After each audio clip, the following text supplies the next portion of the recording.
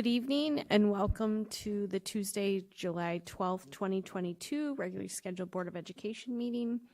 It's 5:30. I'll call the meeting to order. If you could please call the roll. Mrs. Arvanitis. Here.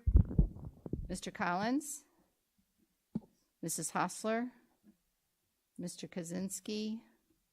Mrs. Stufen. Present. Mrs. Troutman. Present. And Mrs. Caforio. Here. 4 board members present, 3 absent. All right, could I have a motion to go into closed session, please? I move that the board move into closed session for the purposes of the appointment, employment, compensation, discipline, performance, or dismissal of specific employees of the public body or legal counsel for the public body, including hearing testimony on a complaint lodged against an employee of the public body or against legal counsel for the public body to determine its validity. 5 ILCS 122C1. Collective negotiating matters between the public body and its employees or their representatives, or deliberations concerning salary schedules for one or more classes of employees. 5 ILCS 122C2. Discussions of minutes of meetings lawfully closed under the Open Meetings Act, whether for purposes of approval by the body of the minutes or semi-annual review of the minutes as mandated by Section 2.06 5 ILCS 122C21. I'll second. Okay, motion by Mrs. Troutman, second by Mrs. Arvanites. Can you please call the vote? Mrs. Troutman. Yes? Mrs. Arvanites. Yes. Mrs. Stufen. Yes. And Mrs. Caforio. Yes, 4 ayes, no nays, 3 absent. The board is going into closed session.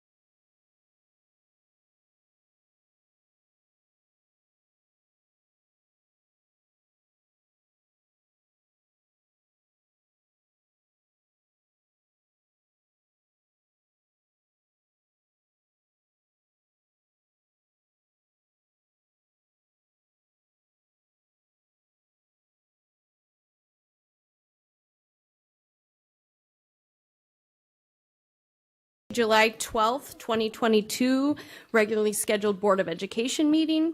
The board has been in closed session since 5:30 for items listed on the agenda.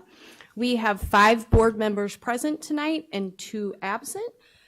At this time, I would ask that you stand for the pledge. I pledge allegiance to the flag of the United States of America and to the republic for which it stands, one nation, under God, indivisible, with liberty and justice for all. All right. So tonight we start off with our best part of the meeting, spotlights and recognitions. So I'm going to ask Mrs. Stufen to go up and begin the recognition for, okay, just kidding. Okay. Mrs. Arvanites? Yep. If you could head up, and our 5th grade creative writing contest winner, if she could come up to the middle and stand up here so we can, 3. Wow, I'm really off to a good start here. So 3. Yep, come on up. Are we going to announce why we're not saying the other one? Okay. There we go. Yep. Come on up. Yeah. So cute. Go ahead if you just want to. Yeah, go ahead. So you cannot turn on the news today without being inundated with negative images and sadness in our world. But we teachers are surrounded every day by caring, hopeful students who view the world through such a positive lens. How lucky we are to see the world through their eyes. We appreciate the Elmhurst District 205 principals, Tim Reardon, Heidi Thomas, the administration, and the Board of Education for highlighting the incredible achievements of our elementary students. Leanne Ryder from Field School and myself, Jerry Sorrentino from Hawthorne, would also like to thank the American Immigration Council for hosting this contest by providing an authentic audience for our student writers and giving those outside of education the opportunity to see the world through the optimistic eyes of these 5th graders. This happens to be the 2nd year in a row that our D205 students have made a clean sweep in this writing contest. Last year, Betsy Clausen from Hawthorne received 3rd place. Renata Torres Cruz from Field received 2nd place. And Kyla O'Halloran from Field won 1st place in both the local Chicago chapter and nationally. And now we'd like to introduce this year's winning 5th grade students. Rowan Hoppy is an energetic young activist who is passionate and well-spoken. She has written to our aldermen. She's addressed our city council about limiting plastic use in our city, among other actions in her young life. Brenner Harges is a deep thinker and an amazing artist, and he's also a detailed young naturalist. He thoughtfully shares his vast knowledge of plants and animals with our class, weaving interesting facts and making connections in our discussions. And Elin Seiler remains the same kind-hearted, insightful young lady that I first met in 3rd grade.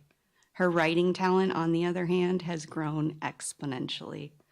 She's an aspiring actress who recently performed as Iago in the Disney favorite Aladdin, Thing 2 in Seussical, and she has future roles as well if you're interested. Each student's work has been shared on our District 205 social media outlets. We hope, after reading these words, that you feel the same hope and faith in this future generation that we teachers feel each and every day. That was so nice, and thank you so much for your kind words and really making my job much easier. Congratulations to all 3 of you. What an accomplishment. I love the ideas of optimism and how you're expressing your thoughts and your viewpoints, and I hope that you carry that as you grow older and move into adulthood and life in general, okay? So congratulations, and with that, I'll read the proclamation. Whereas Elmhurst Community Unit School District 205 5th grade students from Field and Hawthorne Elementary Schools entered the Celebrate America 5th grade creative writing contest, And whereas every year the contest aims to inspire fifth graders throughout the United States to reflect on and write. For over 2 decades, the contest has touched tens of thousands of students, teachers, and administrators with powerful stories. And whereas competing with others from around the country, the contest asks students to submit a written piece on the theme, Why I Am Glad America is a Nation of Immigrants, or What Does It Mean to Be a Welcoming Nation? And whereas the entries were judged on the basis of theme, presentation, creativity, and message. And whereas Field and Hawthorne students won the top 3 prizes for the Chicagoland Council, Elin Seiler from Field won first place, Brenner Hargis from Hawthorne won second place, and Rowan Hoppy from Hawthorne won third place. And 5th grade student Elin Seiler from Field also went on to win the national competition. Whereas this accomplishment brings great pride and prestige to Field and Hawthorne elementary schools, all of Elmhurst District 205, and the community. Now therefore be it resolved that the Board of Education and Administration of Elmhurst Community Unit School District 205 express congratulations to these students, their parents, and faculty members of Field and Hawthorne schools for this outstanding accomplishment.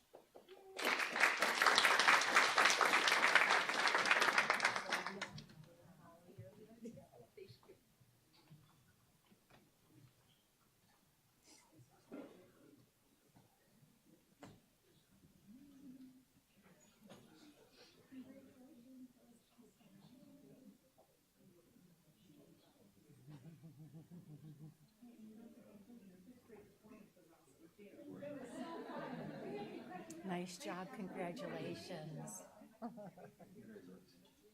Enjoy middle school, right? 5th grade?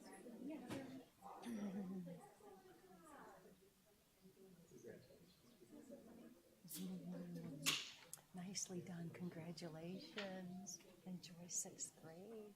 Congratulations, very nicely done.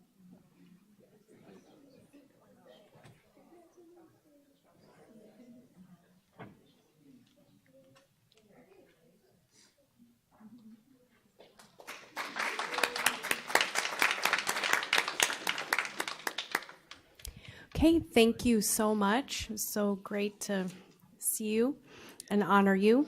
Our other recognition and spotlight, we're actually going to do at the August meeting. Mary Wilson is unexpectedly unable to be here tonight, so we'll do that in August when she can attend. So that moves us on to the next portion of our agenda. So public comments. We've allocated up to 45 minutes with up to 3 minutes per public comment speaker concerning items on this agenda, as well as communication, petitions, reports from citizens, or representatives of other public agencies. We ask that you give your first and last name and be respectful when you speak. At this time, I will turn it over to the board secretary, who will call the first speaker. Michelle Stubblefield. Good evening. My name is Michelle Stubblefield. Thank you for your time. This is my first time actually coming up to speak about this issue. It happened about a year ago at York High School. My son went to the bathroom. There was a girl in the bathroom with him. I went through to try to go through the proper channels to try to address it. And pretty much I did speak with the dean who was over the summer school in 2021, spoke with the principal, been to the PTA meetings, and pretty much everything directs back to the board. I am a believer, and I do believe God loves everybody, God created a boy to be a boy and a girl to be a girl. However, I understand other people may have their different views. It's not to be disrespectful to the LGBT community. It's not a hate speech. However, I do feel and I do believe that it's wrong for girls and boys to be in the same bathroom. I do not like the fact that if my son would have to either be late to go to class because it may happen again for him to be in the bathroom again with a girl in the bathroom with him and vice versa. This is not safe even for girls. So where's the boundary lies if a boy say, hey, I may feel like I'm a girl today, and rape can happen. And so much things are happening right now in this world. And I know it's not an easy topic. However, it is my prayer, and hopefully you guys will give heed to what I'm saying, that I do feel that it is wrong that a boy should be in a girl bathroom and vice versa. Boys should be in boys' bathrooms and a girl should be in a girl bathroom. Especially at York High School, you had boys doing oral sex in the bathroom. There was a fire drill that happened because they were setting a fire on there. What would have happened even if the girl was in that bathroom? Something could have still happened to her if she was in with the wrong crowd of boys. So it's just please give heed to that, and thank you for your time. Thank you. Next speaker. Mr. Tom Chavez.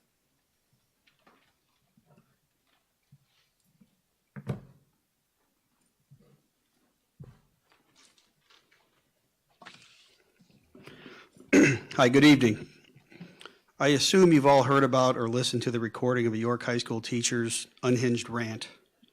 Since the beginning of last school year, I've been told by the York principal, administration, Board of Education that our kids are not being indoctrinated and that critical race theory or the principles of it are not being taught to children in our school. I presented pieces of evidence, including the intersectionality wall mural, Zined, Corwin Deep Equity, an American flag with a news draped over it in a York High School classroom, among other things that demonstrate that the praxis of CRT is deeply embedded into our school curriculum and culture. But I continue to get the same, it's not happening here response. This recording is the final straw, and District 205 can no longer claim that parents who have repeatedly asked for curriculum transparency because of issues exactly like this are being treated truthfully, fairly, and honestly. I'm happy that this has found its way into the public domain because parents should know what is taking place behind closed doors in our community schools. For those unaware, a recording of a York history teacher was sent to a Chicago radio station and played on air. In the spirit of transparency, a video of this segment on AM 560 radio will be uploaded into the EPIC website for interested parents and stakeholders to follow.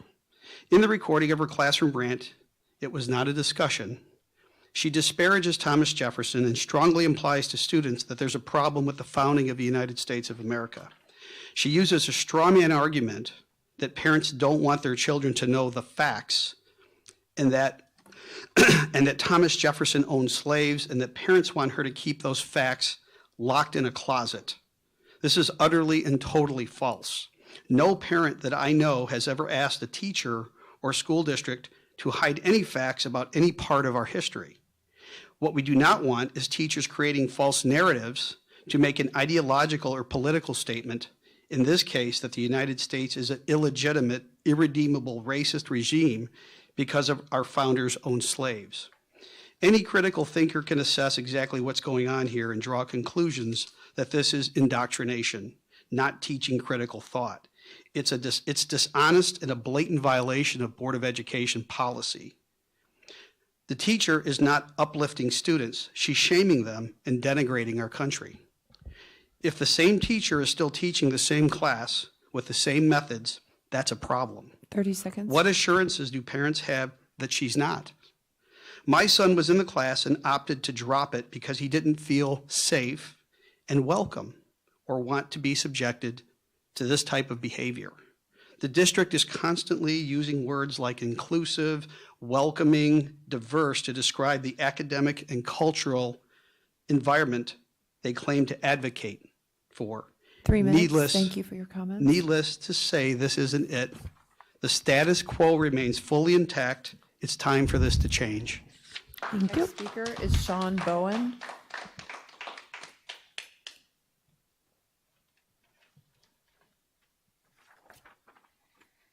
Good evening.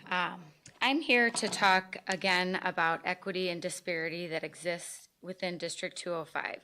I first want to thank Dr. Campbell for taking time out of her schedule to talk to me last week, and I really do appreciate that, Dr. Campbell.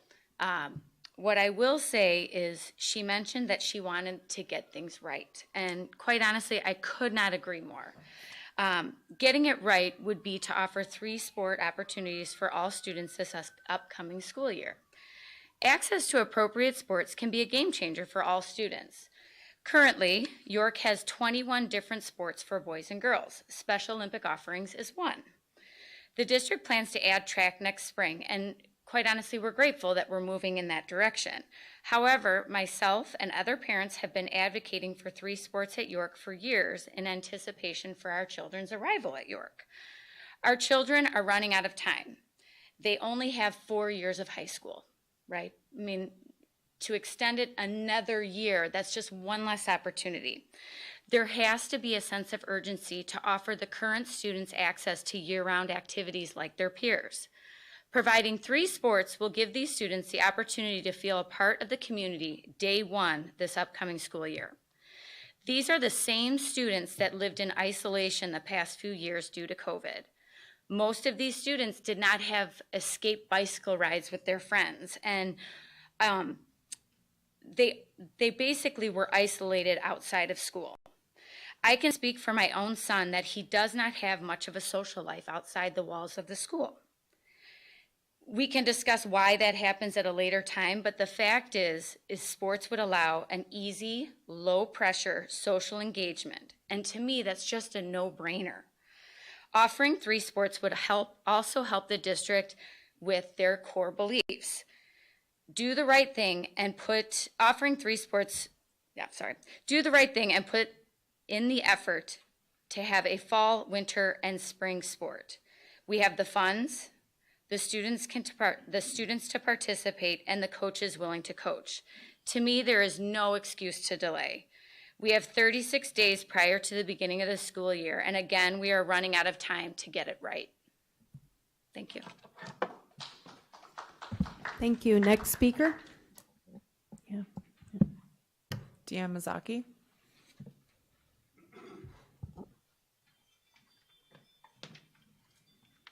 Thank you very much, members of the board and Dr. Campbell. York High School was mocked on public radio this week because of an Erin Deloria classroom rant before her American Studies students this past school year. But we know this was not an isolated incident. The board has been made well aware of the problems with teachers in this class and the repeated parent and student complaints of bias in this class. The people who heard it on the radio got it and understood this was a problem. I would like to know, when will the board? The public also deserves to know the facts about what is going on in your classrooms. Over this past year, I repeatedly asked to be provided with the text and instructional materials that were being used in this particular American Studies class. I was repeatedly denied, had obstacles raised at every turn. Why is that? Does the board even know? The district was also FOIA'd in the summer of 2021 to ascertain what exactly was the racial self-assessment that students were going to be obligated to engage in that was reflected on the York syllabus for this class. The district refused to answer. At curriculum night that fall, Ms. Deloria and Ms. DiTomaso likewise refused to explain what the syllabus item was to parents or to the parents of the students in the class. Ms. Deloria instead ran out of the room. And your administrator said that while you wouldn't be doing that racial self-assessment anymore, I appreciate that internally you chose not to do it. The fact of the matter is you've still kept exactly what was involved with this classroom assignment hidden. You can't keep hiding this stuff. Ms. Deloria's radio rant also said she was behaving this way in her classroom because her students deserve to know the facts. I'm a lawyer. I love facts. I love evidence. So tell me, when can we inspect exactly what these teachers were putting in front of students? If the classroom materials were all so wonderful, so necessary, so emblematic of the divine pursuit of factual truth, and also needed to contradict the parental boogeyman in the corner, then why not put it out there for all of the members of the public to see? The Illinois School Code 105 ILCS 5, Section 28-19.1 expressly states, quote, any member of the public may inspect all text and instructional material used in the public schools. So I'm officially calling on the board and the administration to take each and every document that the American Studies teachers uploaded to their Google Classroom this past year and put it all out there in a clear, transparent public place for public review and comment. Let's see all the text they were using. Let's see all the instruction materials, including the assignments given to the students for a grade. 30 seconds. Let's see if what the students are getting in these classrooms are in fact factual, are honest, and are not biased. The public has a right to inspect these materials by law, so put them out there. For once, please stand up proactively for sunshine and transparency for all the parents, students, and members of the public alike who have come to you seeking relief in connection with this. And maybe we all might just learn something. Thank you. No other comments. Okay, thank you. That's all of our comments for this evening. All right. Moving on, approval of board meeting minutes. Item A, approval of regular board meeting minutes from June 6, 2022, June 14th, 2022, and June 23rd, 2022. Were there any changes to those? Okay, those minutes stand as presented. Item B, approval of closed session minutes from June 6, 2022, and June 14th, 2022. Those stand as presented. Right. Before we move on to reports and presentations, I just wanted to say that, because I usually say this at the end, the board does not respond at this time to public comment and follow up. We follow up after the meeting with either admin or Board of Education. So just wanted to clarify. All right, moving on. Facilities update, which is Mr. Schmidt. Good evening. We're going to go through some of the construction projects that are underway right now with the referendum projects and our summer capital projects. Right off the bat, Lincoln Elementary School. We're just completing the final touches of it right now. Furniture is being installed. We're doing the elevator inspections, commissioning of the HVAC system, a lot of punch list items. It's really starting to turn into a school right now with all the furniture in there, all the boxes. We're going to be doing furniture for probably another week or so, but it's really starting to click together. We have the murals up on the walls that we work with the local artists and the students out at Lincoln to help design some of these murals, and then we went through and printed them on the wall or on a board on there so we can keep printing them. As you can see, all the furniture's in there. A lot of the offices are getting set up. Classrooms are getting set up right now. Whoops. So it's going really well. One small issue that we do have out there is with the blacktop, with the asphalt. We have the binder coat lift on there right now, but with some of the strikes out there from the quarries out there, we're unable to get the top layer mix right now. We're going to wait and make a decision.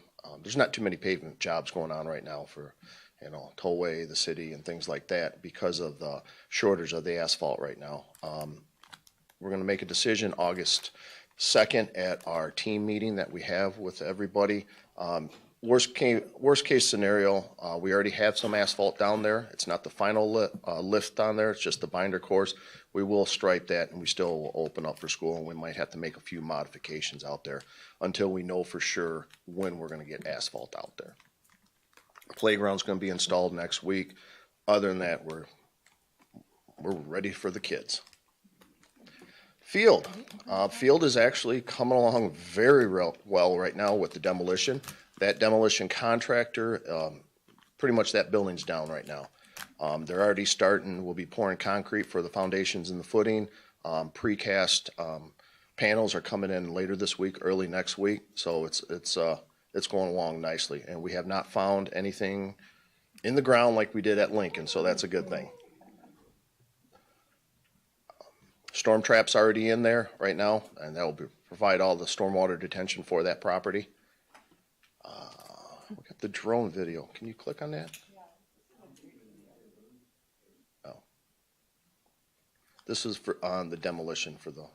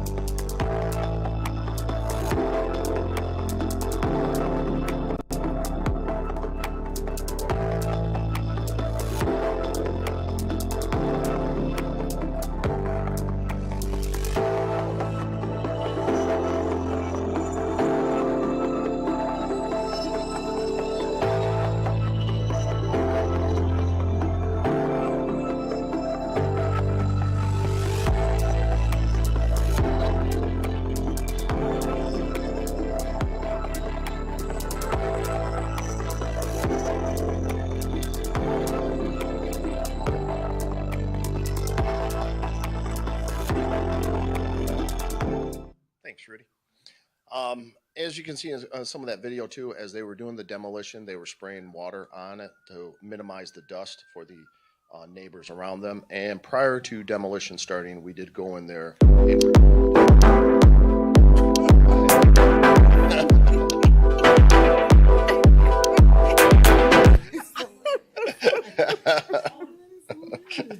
and what was I saying now? We removed any environmental issues out there, any asbestos and things there prior to demolition as per IDPH. Fisher Elementary School. Right now we're in phase 1, which is a 6-classroom addition, new restrooms in that addition, and then reconfiguring the end corridor and classrooms by that addition out there. It's going very well. Actually, this is outdated by a week. Every day it keeps progressing forward. The exterior brick is already on those buildings right now.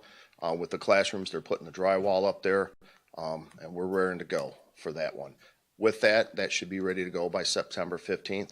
The building can still operate without that addition in there. That's extra space in there, and the restrooms. And then some hallway configuration where that classroom is, that will be ready to go by the start of school because they do need those classrooms out there. So we're right on schedule where we should be at Fisher right now. Jackson, with all the work we have out there, the media center, the classrooms, the maker, HVAC system, emergency generator, new playground, rubber surface, clocks, everything, corridors and all that. It's coming along very well.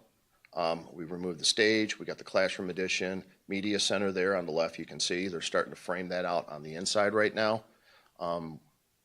Having some, with all projects out there, some logistics, some parts, kind of waiting around till some of the parts come in, then hurry up and get them in there. So those are pretty much the only issues we're really having with a lot of these projects right now. We're same thing, scheduled for September 15th for the makerspace and media center. Classroom addition should be ready to go for the start of school, along with the interior renovations that we have out there. The playground, same thing with Jefferson and Jackson. We're not going to rip up a lot of that asphalt until we know we can get asphalt, because we don't want to start school with just gravel. And that's going to be kind of the same thing with part of this at Jackson is the city's, with the intergovernmental agreement that we have with the city, they'll be doing some stormwater detention out there. They're going to be starting that work later this week, early part of next week. And then part of that, they are going to redo our parking lot out at Jackson for us as part of that IGA.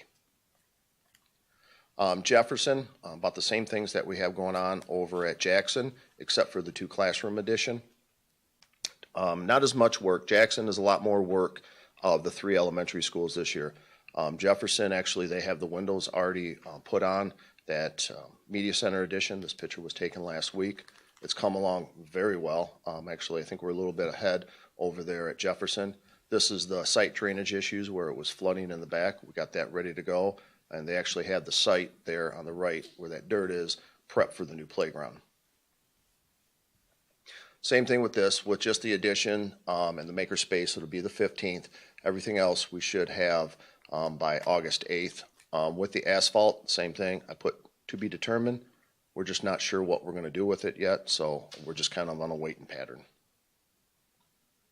On our summer capital work, Emerson Elementary, the whole roof, other than the multi-purpose room, actually 2 layers of roof is being ripped out and then redone. And along with that, there's a couple rooftop units for the HVAC system that we had to take off, which are 20 years old. Instead of putting them back on when we redid the roof, we're upgrading that HVAC system out there too on a couple of those buildings. York High School, you really got to see it in person at the pool balcony flooring. It was just concrete. We redid that with epoxy coating and put some green flakes in it. It looks really amazing, and we're actually going to do that in 2 of the restrooms just outside the Campbell Gym when we're renovating it, so they'll have that type of flooring. The roof, not much to see on that. The field house roof, they're pulling up, that's a vacuum cleaner basically right there, and they're sucking up all the thick rocks that are up there. That's right on schedule to go, be completed before school starts. Churchville, brand new gym floor in the blue gym or gold gym. It's come along nicely. We did the other gym a year or 2 years ago. Now we're finishing up with this one. It used to have like a rubber flooring in there, very old. So that's come along nicely. That should be ready to go. Hawthorne, we replaced all the flooring in the first floor corridors out there and some of the entrances, walk-off carpet tile. This is going along nicely. Actually, this slide should have been in part of the referendum because there's corridor renovations in the referendum, so it's not really summer capital. Sorry about that. But it looks really, really nice out there. With summer projects, there's some other ones up there that I don't have pictures of. It's because we haven't started some of it. The roof replacement and the field house replacement actually are going to be completed by August 8th. Hawthorne first floor will be done by the 1st. Pool balcony is already completed. Gym floor will be done by the 1st. The restroom renovation out at York, we're going to start with we've done some demo. We're going to start with the flooring. All the materials are here, so that's just a matter of completing that by the 8th. We're starting at the end of this week, the 14th, on the A building, all 3 floors on the south end up to the middle of the building. All the corridor flooring will be replaced. Right now, it's all coming up. It's just delaminating, the glue's coming up and all that. And then the rooftop replacements, we've completed that over at Emerson. So overall, we're right on schedule with everything where we need to be. There's a couple things that put a hiccup in the schedule. We have had some supply chain issues, but we're working the problems and making sure we're all ready to go for the start of school at all these construction projects. Okay, thanks. All right, questions, comments? All right, Athena. I'll give a comment. Thank you. Todd, thanks for everything. Really glad to hear that most of everything is on time and getting ready for school to start. Thanks for the tour a couple weeks ago of Lincoln. I just want to highlight how exciting it is to be in the space, and just to see it with kids is what I'm looking most forward to, with our students in the building and our teachers. It's going to be nice to see how the whole environment just changes given the facility, right? And what impact that has on our students and their ability to, or their learning environment. Let's leave it at that. Thanks for that. I also just wanted to comment a little bit on field because it's in my backyard and things have been going very well. And it's so nice to see how excited the community is. I mean, people are lined up during demolition week. And, but a thank you to the contractors also. They are so kind and nice and courteous to the community, whether you're a neighbor or just walking up with your kids to see, you know, a dump truck. They're engaging and they make it fun for the kids. And I know that's not their primary job, but they're doing it. And I wanted to say thank you for that. Thank you. Can you talk to me a little bit about asphalt? Because I have seen a little bit about, you know, some of the strikes that are going on. What type of disruption will that be, say for Lincoln, if we're starting the school year? You mentioned paving the bonding, blacktop binder. How many, like how long does that take to put down new asphalt when we do have the ability to purchase and plan for it? It's going to put it but a cure, so we're probably going to have to do it over a longer weekend, maybe. Okay. We'll have to really look at it, and part of it is when the plants start opening back up, who's first in line to get it? Yeah. Is it the tollway? Is it the city? Or is it Lincoln Elementary School? Yeah. So that's the one thing we just kind of navigate with that. And what we have down right now is safe and we can drive on it and. Yes, when we've been driving on that, Yeah. we put that on there. The only thing with it is everything, there's a couple lips that we might have to adjust because all the storm structures are up about 1.5 inches for that final layer, along with, there would be some potential ponding out there, but we're working on a plan if we have to adjust, if we can't get the asphalt and we just have to stripe it, of what we're going to do to mitigate those problems too. That's great. So it sounds like you'll keep us informed as that progresses. Thanks. Yeah. Appreciate your work with that. Okay. And actually on the demo, there was about 30 or 40 people on that first day of demo out there on that weekend, standing out there watching field. I'm telling you, I drive by all the time. It's comical almost, but it's so nice to see how invested the community is, and they're really excited about what's to come. So very nice.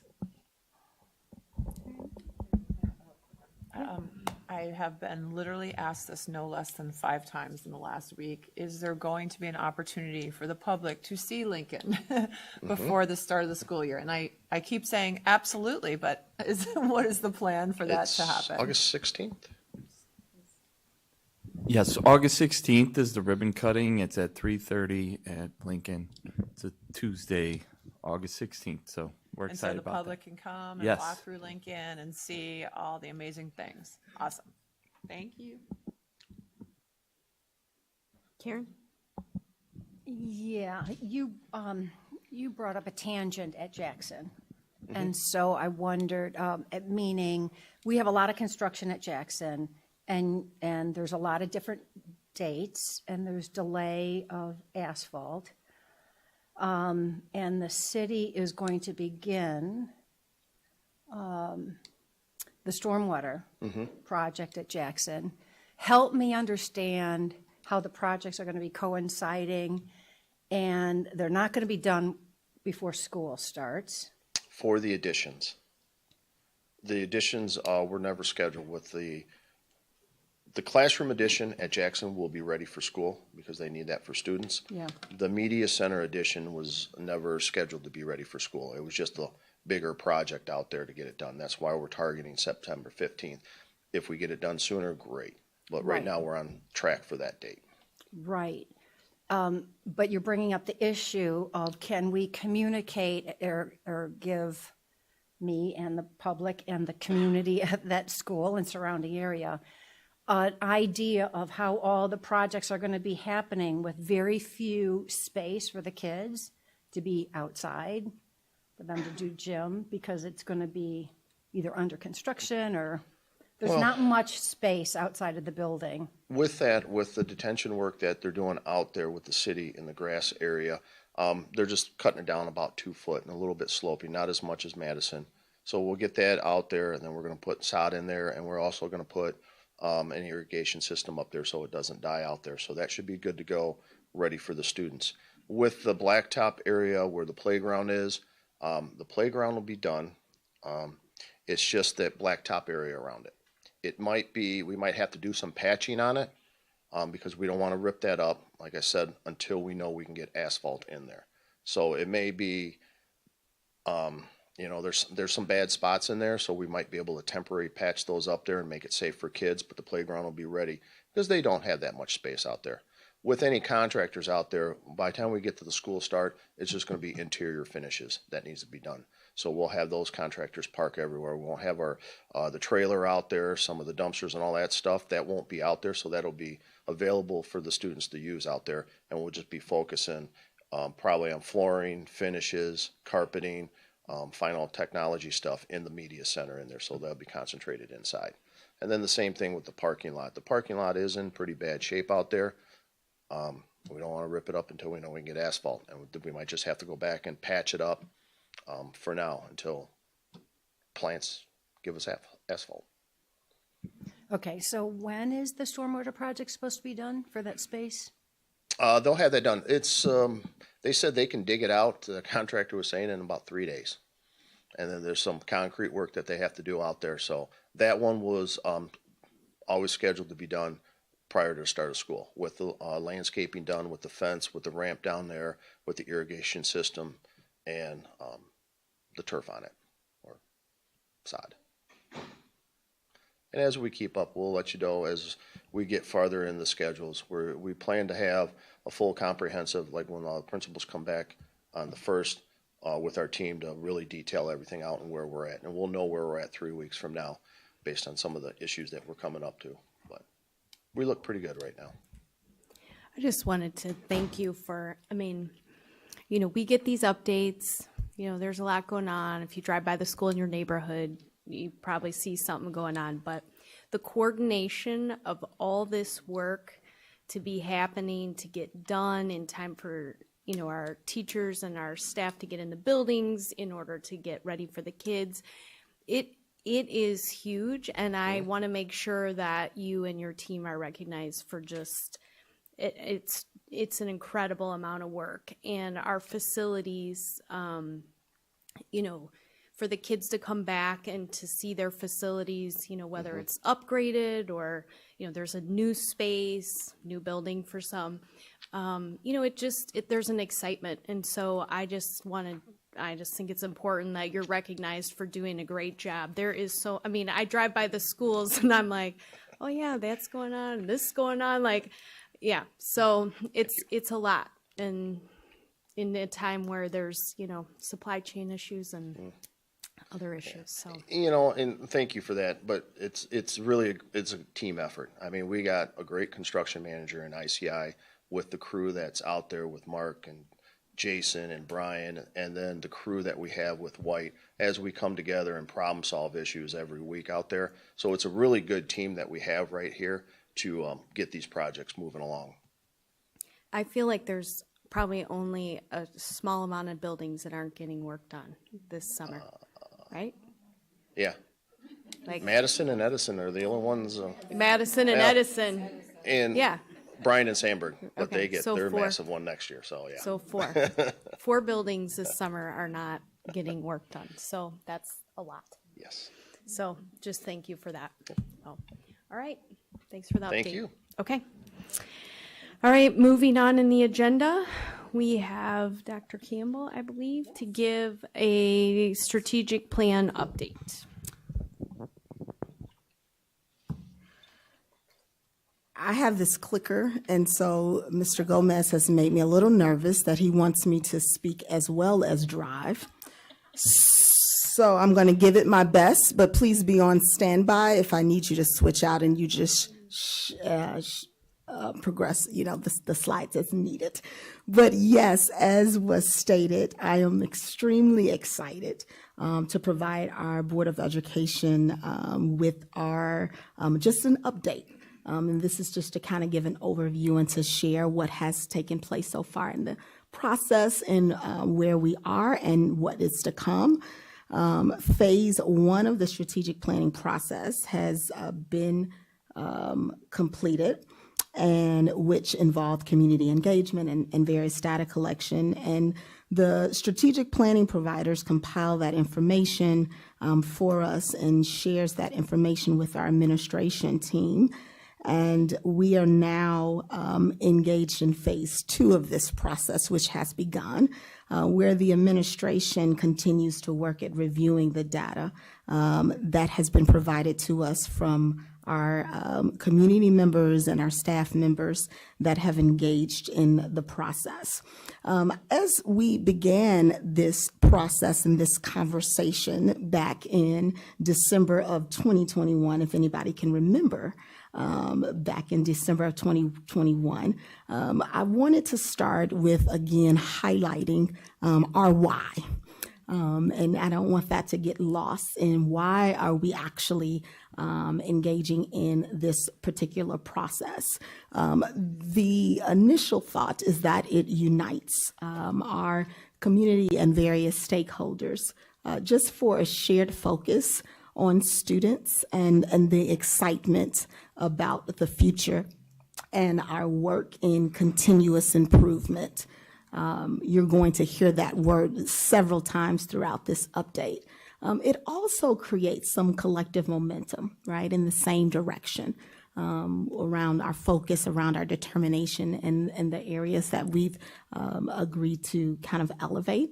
And then also, number 3, and we've shared with this, that the most important aspect of the plan is how that plan is then internalized, and it is then actually drives and supports the work at the school level. And so back in December, we shared that a plan is only as valuable as the actual use of that plan, and for us, how that plan continues to support our continued work with meeting the needs of all of our learners in District 205. And then we also really elevated that this plan, it provides us an opportunity to measure as well as communicate our key indicators of success. And I think that is really important to know, is that the driver of the actions and the work that's done across our district, and then coming back and engaging in that cycle. And I'm going to share a little visual to really reflect on that plan, that implementation. What are the results of that, and how do we continue to address and make the improvements? And so as already shared, we are currently here in this process. We are on phase 2, which is the analysis and the data that is then being collected and looked up on and really engaged with our community, with our administrative team before moving into phase 3, right, which is the implementation of the plan. Now, you might ask, right, what is that actual timeline in terms of when we will move from phase 2 and phase 3? We're actually really focused on making sure that this is a quality process. And so with that being said, we actually made a decision to slow down the original timeline to allow for extension of our community members, completion of the survey, as well as the engagement within the focus groups. We then pushed back some meetings, and therefore, so we are actually now in the process of just readjusting that. I can't give you an actual date of which we will end phase 2 and move to phase 3, but we will definitely come back and present to the board an additional update for your review as well as your approval before we move into the implementation across and within our school campuses. And so we know that with any process in many industries, this is very customary that industries engage with an outside provider to really lead and oversee the process. And so District 205 is no exception in that. One of the things that I will highlight is that District 205, we were able to co-create and customize that process, which will come out a little bit later that I will share with you. And then we were able to capitalize on the strategic providers' wealth and knowledge, as well as the resources and the ideas and the processes that they have engaged in and included in the work that they are currently doing. There's another unit district that is currently engaged in the strategic planning process, and I know that there's been some conversations that I've had with our providers and even in thinking and learning from what processes other unit districts similar to our community have engaged in. But I really want to elevate that the really value of this partnership has allowed the actual experts, the educational experts and the administrators to really be engaged in the process and in the conversations. So the external facilitators allow administrators, and I have 2 particular visuals for you to see, is that this is actually, as you can see, the leaders and the administrators that have been a part of our district, that know our students, that know our schools, are really now able to think through and to analyze and to process data and information and then bring forth recommendations. And so I'm really pleased and I'm proud of the additional time that our administration team is devoting to this particular process. Just for some shared awareness, there's a list of other actual activities of what that oversight and that facilitation does include. But I will say that one of the things that we're really excited that we did go back to add as we talk about the customization of this plan for District 205 is we wanted to make sure that there was learning that was embedded for our school principals and our school-based leadership teams, which I believe our board member Stufen brought up back in December. Like, how are we providing training and thinking about the integration of this strategic plan with school improvement plans? And so we actually went back with your approval to add that additional professional development to this plan. So that is another example of the customization and asking for specific elements to be added for us. And then I will also just want to note that all of the data that has been collected will be made available publicly.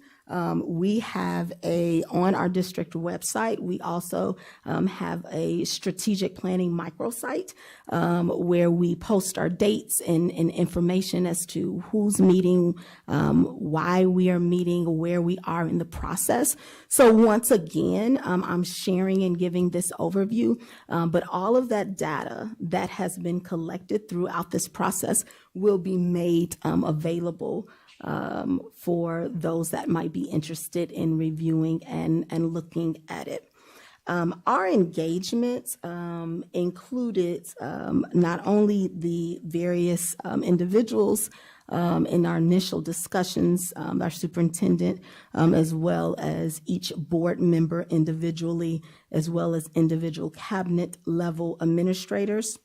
As I mentioned, we did disseminate a community survey that we had a participation of over 1,600 community members to participate in that. And then we also engaged in focus groups. And herein lies another additional ask where we asked for an extension and focus groups to make sure that there were focus groups that allowed any of our community members that wish to be a part to participate and engage in that. And so what I will mention is that, as you can see, the outline of the qualitative and quantitative data, that we are really proud that our largest stakeholder group survey were parents of our students attending the school, with a representation of 57.2% of the respondents, and over a quarter of the respondents were community members. In the focus groups, we do want to highlight there were some obviously overlap, and there are some community members that also are parents that might not have identified themselves as parents but decided to identify themselves as community members. The focus groups, and just want to speak to that a little bit, were facilitated by our providers, and the data that was collected in those focus groups were through note-taking, and then our providers providing those notes. During the interview, the analysis was conducted by Dr. Gay and Mr. Nogel. And the focus groups and the interviews were categorized as qualitative research. As such, the findings will be based on the words and the phrases of the participants and not the researchers, okay? So the notes were meant to capture the experiences that individuals or groups' perspectives, their feelings, their opinions, their attitudes, and their beliefs about their personal experiences within the schools and across our district.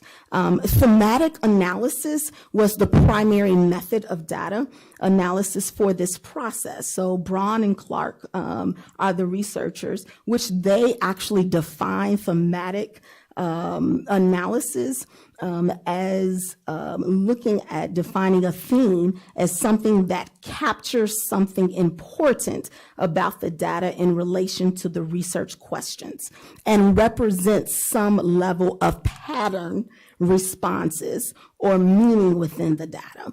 So they explain that there is not a specific number of responses needed to determine the presence of a theme, and that the basis for identifying a theme is the reoccurrence of a topic and its applicability to answering the questions that were posed. And so with that being said, the next part of that was the strategic planning community, which was tasked with the opportunity to review insights and priorities gathered during phase one. The role of the strategic planning committee is not to create the plan.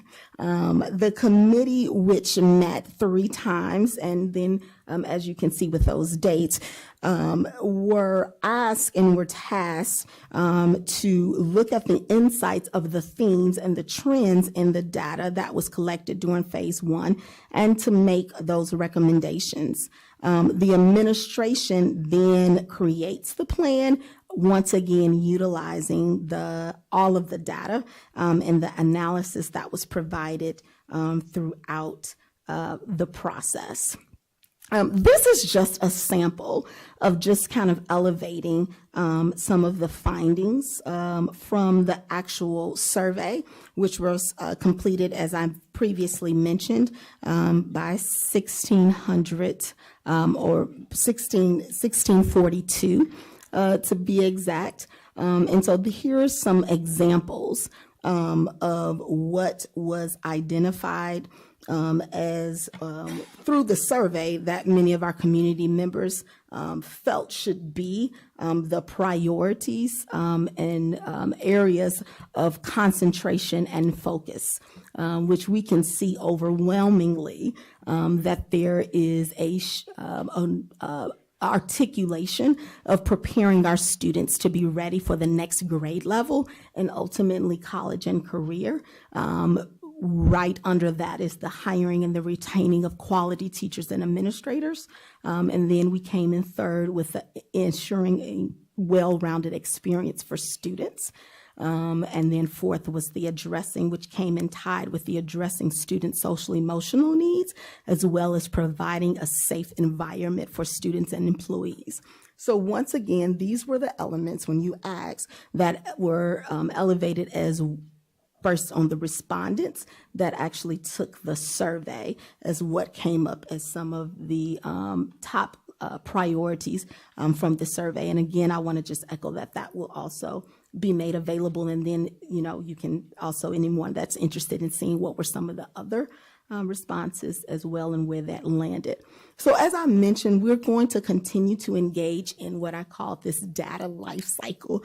And I want to keep coming back to that because this is, it continues to be a continuous improvement process. And so we are collecting and engaging with our community, obtaining data, and then we are compiling that and sharing that for shared awareness. And then the Strategic Planning Committee analyzes that, provides the recommendation, and then administration goes back in, and we spent time looking at how aligned and making sure that the recommendations was actually substantiated in the data. And so that continuous process will take place and be at play throughout this process.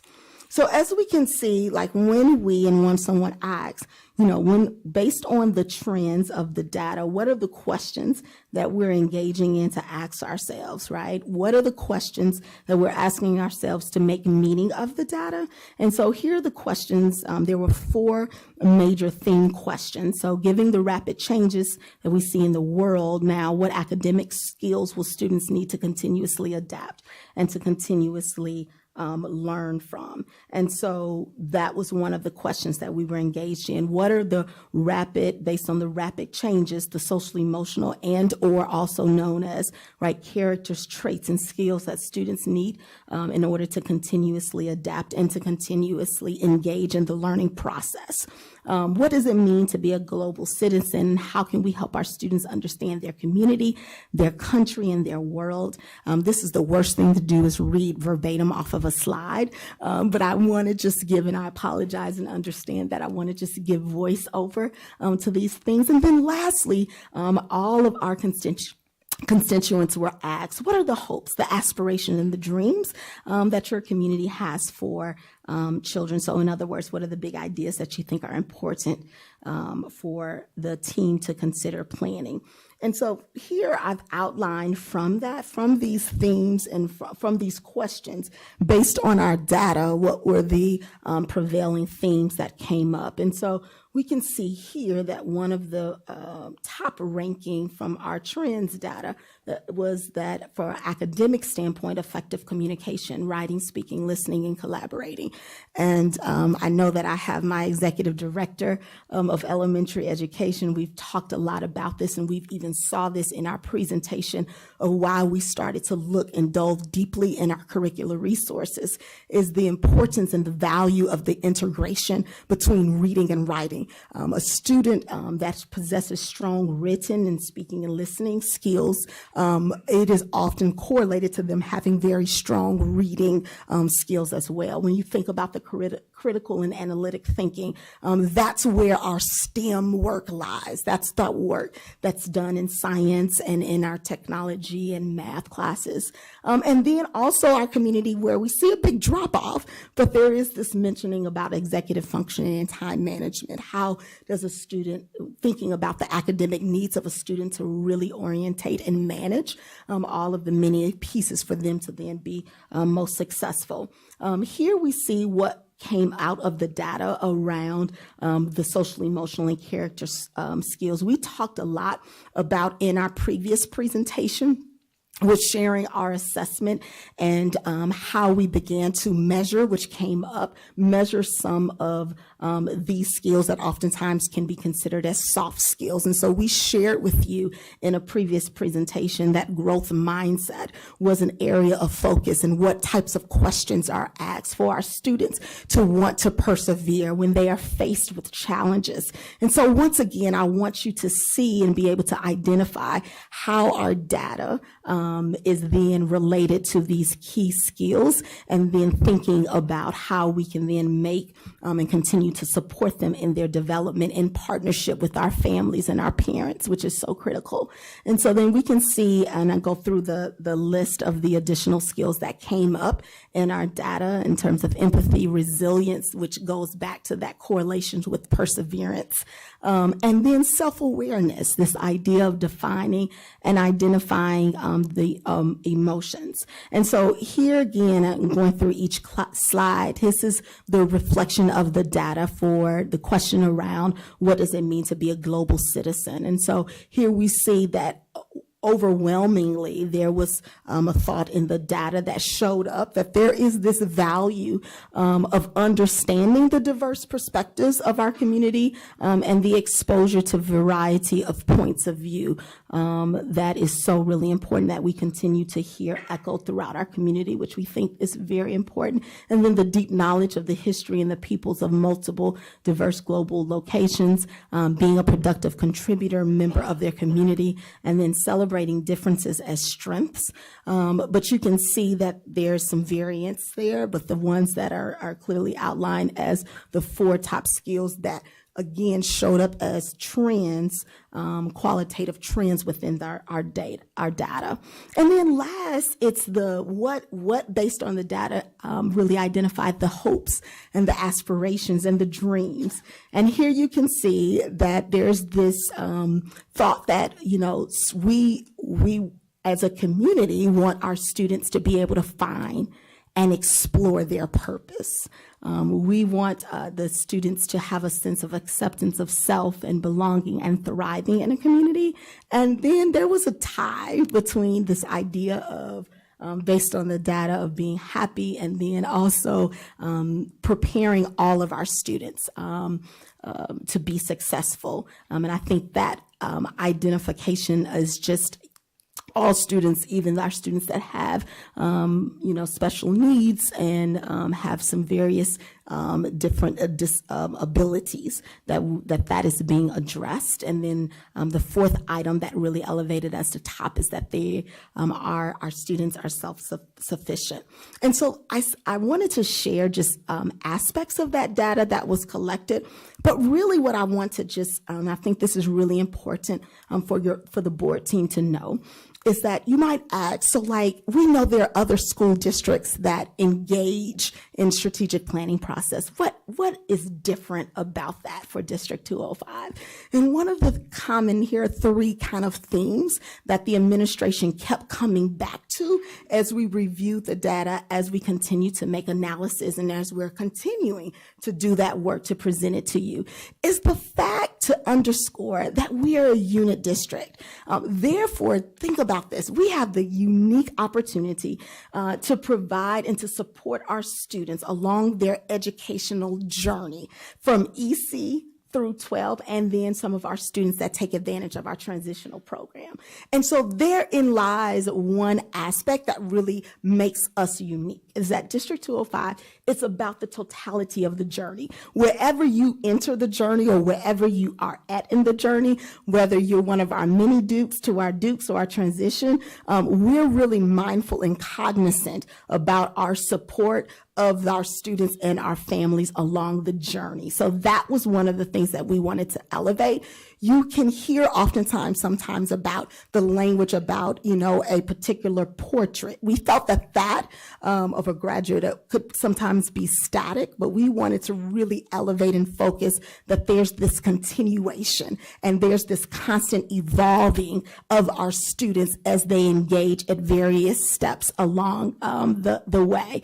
we also, as an administration team, we continue to just talk about the simplicity and having some very, very clear language that's easily accessible. We have up there understandable, but I'm going to also say transferable, that there is language that that not only our teachers, our parents, a community member that might not have a current student in our district, that there's some language that they can constantly use to talk about and to give meaning to what that journey is. And so we have toyed and played around with various words and iterations of that, but we're really excited about this idea of our education. We are an educational institution, and it is about educating our students. It is also about the level of engagement and then the empowering students as we see our community values students being able to explore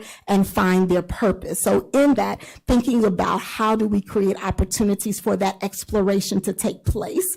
We've seen it in an example of in our early childhood with various units and explorations of units and picking of topics and choice, all the way up to our middle school to our high school pathways.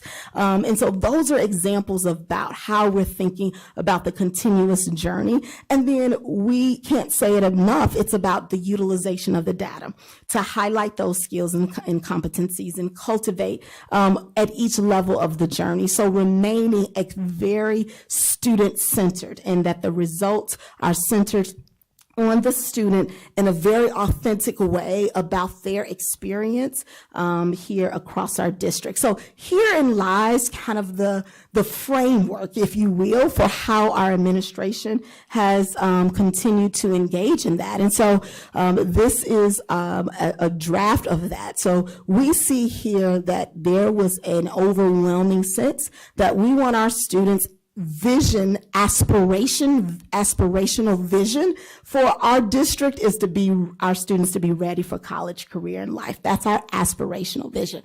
Now, as a former graduate of York High School, I must admit that when I graduated, I could not say at that moment that I was ready for life. There were a lot of things that had transpired, but aspirationally, how do we continue to build and give them the tools to continue to navigate life and all that comes with it? So I want to just kind of point that out. We also are thinking about, from a mission standpoint, the how, and the how is through our education, through our engagement, and through our empowerment.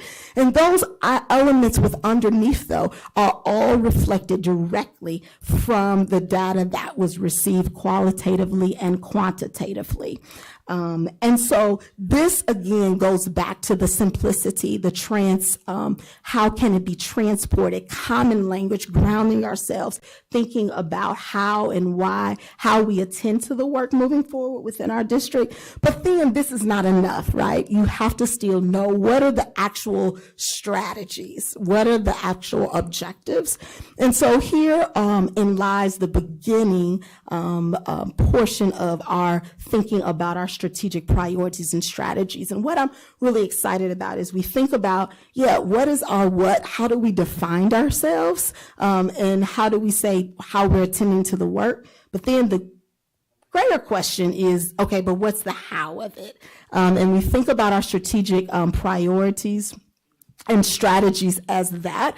And I'm really pleased to say that, again, we talked about this continuation of work. And so even though we engage in a community-based strategic planning process, I'm really appreciative that the board had already began to think about that. And so this created an opportunity as a springboard to continue that work that the board had identified. And so back in 2019, the board also engaged with HYA, and there was a determination of some very key priorities. And so a lot of the overlap in that is that, hey, we have to have a relentless focus on our student success, right? That there has to be conscious awareness and attention to the learning environment that creates an opportunity for our students to thrive, and then also for our teachers, our leaders, to continue to engage in learning and reflectiveness to improve practice.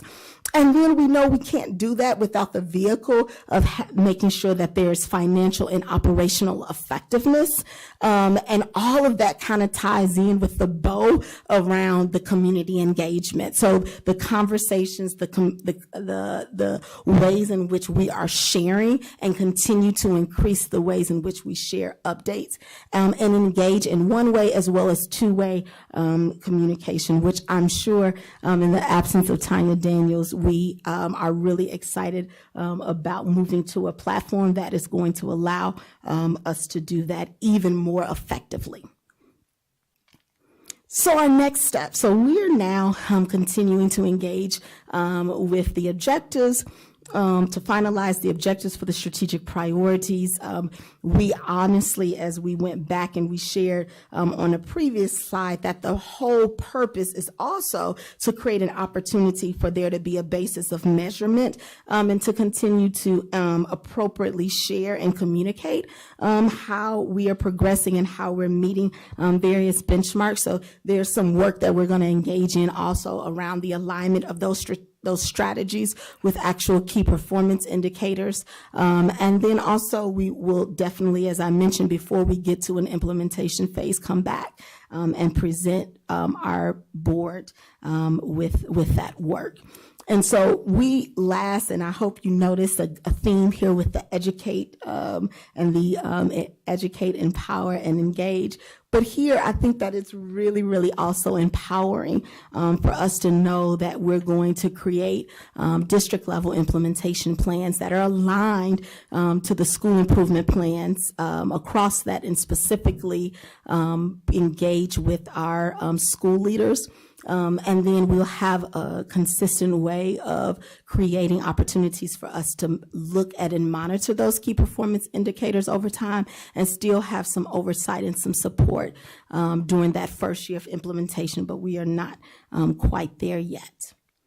So at that time, that concludes I thought I had a little last thank you. I don't really, okay, thank you slide, the actual update of our strategic planning update and process. Okay, thanks. Very thorough. Questions, comments?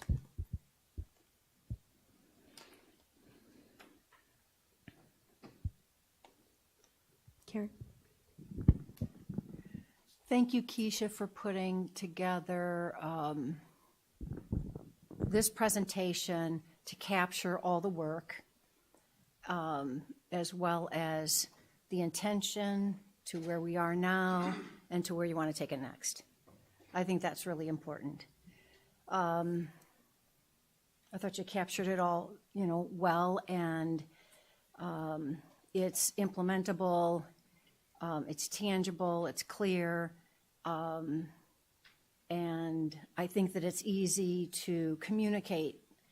The whys of what of the planning for the upcoming year already, from cultural learning environment, SEL, why we're doing this, what the intention is.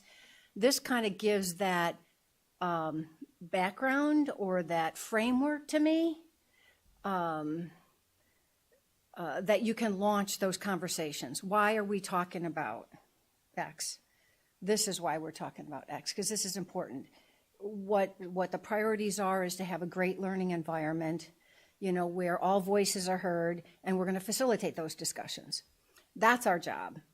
As an example, why we're doing some particular content thing. You know what I mean? You can say, because this is helping the students', success. So I wanted to give some tangible things around it, okay? So that's important, I think. And it's something that we can come back to and we can always point to, okay? I'm sorry if I steal your thunder, Jim. I don't know what you're going to say, but I'm thinking it's metrics. It'll be great to get to that point in it, like what we're doing, how we're measuring it, how we're going to circle back, how we're showing, if we implement something, these metrics are giving us the feedback. Is it working? Is it not? Does it need to be tweaked, et cetera? So it goes through the whole plan, do, review, or assess, and reassess, or change, basically. So I like all that. One question, and maybe I'm taking it literally, and that's not how you meant it, is when you talk about the strategies, this is, I think it's slide 18, the strategies, they're numbered 1 through 4? I think they're all equally important, and they all play on each other, and I think that's what you mean, but because there's numbers there, I kind of wanted you to talk about it a little bit. So you are absolutely going back to the strategies. So you are absolutely correct. Those numbers are not in any way to indicate that there is a progression and to them. They are all very, very, very much integrated.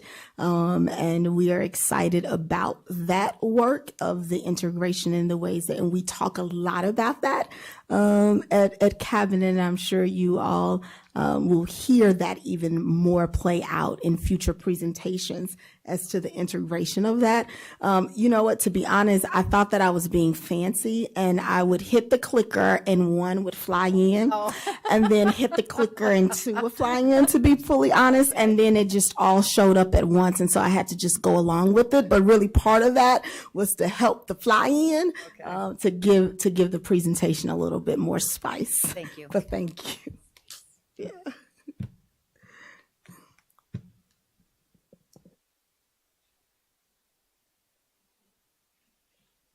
Keisha, I just want to start by saying, you kind of make this look easy, and I know it's not for you or your team. The amount of time and energy and thoughtfulness that it takes to just simply review data, right, and come up with these themes and what is this telling me? I think your passion and enthusiasm shows your commitment and your team's commitment to the work, and I appreciate that.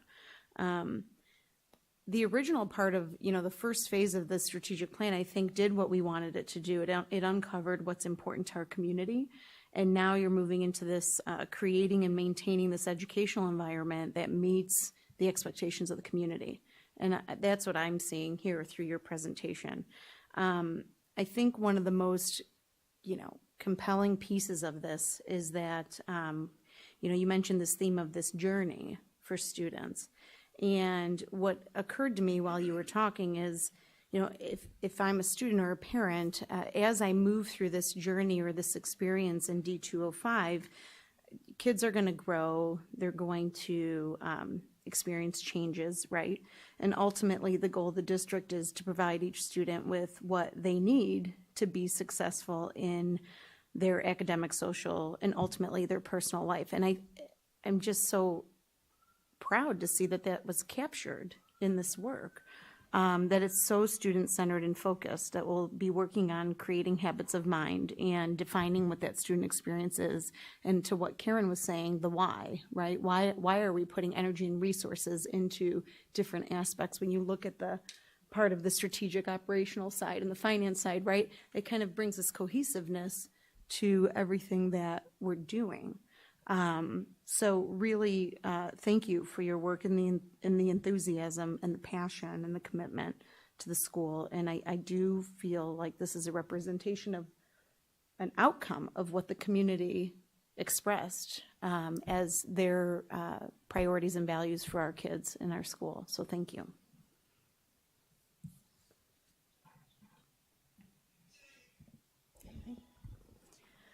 So I just wanted to thank you for the thorough presentation, and also just, we talk a lot about pieces of data, right? So we get a presentation about a certain piece of data, and what I think is great that we're heading to this is where we can put those pieces of data under those little headings, we'll call it, or buckets, which we started that work in 2019, and then it got derailed because of the pandemic. And being able to say, we want to have student success and how are we going to measure that specifically? I mean, we look at a lot of data now, MAP, PSAT, SAT, F&P, IAR, and all those are pieces of data, but we need to really identify which ones are we going to use as indicators that our students are succeeding and beyond just a test score. So there's multiple ways that student success can be measured. So, it's easy. We sit here and we talk about all these components, and I think sometimes for the community, because we're breaking down the work of a K-12 district into these little bits and pieces of data points that we're grabbing, from our students, and forget that our job is to look at the full journey of our students from pre-K, in some cases, all the way through 12th grade and sometimes transition, and to look at how are we assuring at all the levels they're ready for the next level, they're ready for either college or a career, or whatever their next step is. And so I think this is, the umbrella that helps bring it together for everybody. We know we're doing the work, but it's hard sometimes to grasp that that's the work we're doing. Meanwhile, I think it's important to point out that this year, there were still 3 major focuses: English language arts, math, and social emotional learning, as a result of understanding that after the pandemic, there were a lot of needs that our students had. And, we've had a conversation about how math in the middle school, there was, exceptional growth there this year by looking at data. Our teachers responded. There was incredible growth. English language arts, I was going to mention that. Identified where there were some gaps, identified where there were some resources that we could provide for our teachers to provide our students what they needed to help with growth. We've already seen some growth, and I know we've already done professional development to improve that. And I could go on. There's other work that's all done. We talk about it in bits and pieces, but it's all about student success. It's, we're looking at, as a board, financial and operational effectiveness and how we can communicate it to the community and the learning environment. We just heard about our facilities. That's part of the learning environment too. So I think I just wanted to sort of say we're doing this. We just are now pulling it together, and also going back to the community as we did probably 6 years ago. Is that probably, there was a community engagement thing 6 years ago before the 2018. Yeah, 2016. I don't know. Anyway. So this work, you just keep going back and hearing from the community and adjust course and as needed, but we're still always working on these core values of student success and how we ultimately help them be successful. So thank you for doing that work so we can put our metrics in and communicate it as a whole to the community. So, all right, anything else? I'm done rambling. I'm done. Yeah. No. I got it in. I like that yelling. All right. Okay, if that's it, then we'll move on to summer programming highlights.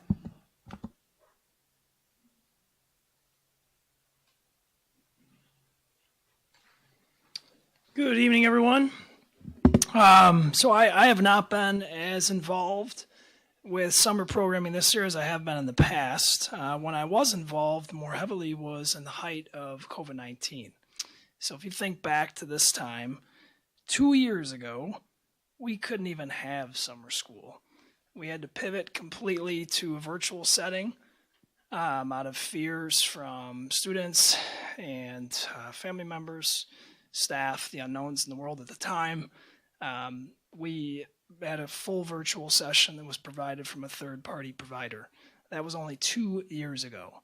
So I share that for a little bit of context as you look into some of the highlights you'll see in a minute this evening. And we've come an amazingly long way. Each year, with the exception of that 2020 summer, District 205 provides academic and athletic programming, and we did that year, but it just looked different. So I want you to just have that in the rearview mirror, hopefully the far rearview mirror, and eventually in the trunk, and eventually on the side of the road, so we never have that again. But this year, you're going to see some really amazing things that took place in our summer programming, and it was very, very full of offerings and opportunities. We had extended school year. That's an annual offering for students who benefit from it. We'll talk more about that in a minute. Summer acceleration. Lego robotics was a huge hit with several project-based learning experiences, coding, designing, building, carnival rides, cars, boats, all sorts of fun things that the students were engaged in and may not even realize at the time how much they were learning because they were having so much fun. Project Lead the Way, implemented several years ago, is now in full swing. Everything from design and modeling, computer science, the app creator, flight and space, green architecture, automation and robotics, just a number of really, really great programs there for our students that may not be able to fit that into their schedule during the year. Summer school at York is still taking place. And has increased enrollment there as well. Fine arts programming, we had a number of offerings there, as well as our athletic camps. So what was a little different this year is we tried to have the registration earlier and a little more streamlined. We're still seeing some opportunities for improvement there as we move forward and just continuously improve the process. And we had a real coordinated effort across the district. Tons of staff members involved, various departments, school leaders, teachers, team members. Several colleagues stepped up in a major way. I don't want to give too much direct credit yet because we have some upcoming celebrations for them in the future, but we had some really, really proud moments with our staff and some great leadership opportunities as well. Most of the programs are offered at low or no cost. We had support from the ESSER grant, which you'll see a little bit more of in the coming, presentation here. And we had a significant increase in enrollment in all programs. So if you look at this grid, you'll see our opportunities, the target audience, the enrollment that we currently have or had, and then the percent of change in comparison to enrollment from last year. So for our ESY program, we had a 69% increase. Summer acceleration, which included Lego, robotics, and PLTW, had an almost 57% increase. Summer school at York, 61%. Fine arts programming, 31%. And then our athletic camps went up nearly 105% in comparison to last year. So major, major improvements, more opportunities for our students, some snapshots of what that looked like. Here we have some of our students from across the district, various programs. I heard a quote from a leader that was in a building that approached a student, and the student, the leader asked the student, how was summer school? The student said, I'm not at summer school, I'm having fun. So that is what we want to hear. Obviously that was an engaging session for that student. I don't know if they were pictured or not, but you'll see some other examples of those smiles along the way throughout the summer. Some of the next steps for us include a review of our programming effectiveness from this year. We are trying to start to think creatively around potential funding sources for next summer. Like I mentioned, we did have a heavy amount of support from the ESSER funds, and that will not be there forever. So we are trying to be creative and starting to think already about summer school planning sessions, which have already kicked off for next summer. So each year we've gotten earlier and earlier on the start to get ahead of that. And that work literally has started already with kickoff meetings and reviews of what went well and what we could do better for the future. So I know that was short, but we wanted to just make sure you had an idea of what good things were taking place. I'll try to take any questions if you have any. Thank you, Scott. And I've heard from lots of families and students about what a great experience they're having this summer at York and in the middle schools, and the opportunities that were presented. And I'm going to struggle through this question because I'm going to try to remember accurately how it was. I know the registration system this year was new and streamlined, right? And it happened earlier.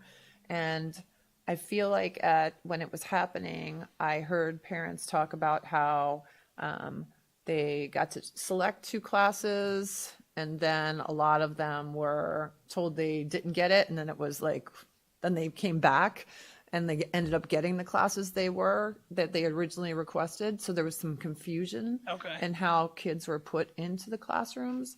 So is that something, like, in hindsight, that will be reviewed when you're talking about what can be better for next summer? We absolutely can. I'll definitely take note of that. We did implement the lottery system. But I think that was implemented last year. And that was received positively. So this might be. I think I heard great positive things about how early it was, so that there was planning that could take place for families for the summertime. But I think there was some confusion about the placement in classes. Maybe it was the initial placement, and then they eventually got the classes they wanted. Maybe when it all kind of all panned out with assignments and stuff. But that's helpful. We can look into that. It may have been the merging of the lottery with Pushcoin. But I think this might actually be different, the situation you're describing, so that's helpful. Any other questions, comments? What's your time frame for reviewing the programming of the effectiveness of this past summer? That's a great question. We have a data warehouse we started to utilize called Edis. It's a software platform that allows us to house all that information. We want to really try to identify the students that participated in summer school this year and to follow their progress a little bit. So when we do our annual presentation of the student learning data in the fall, hopefully we'll have some elements that show up there around who was a possible participant in summer school, and maybe having a before and after assessment of their learning based on the data that we already gather from the students. So it's a little bit more progress monitoring than we've done in the past. I would think by fall, winter, we would have a little bit of an understanding about how those students' learning might look different as it relates to their classmates who may not have participated in summer school.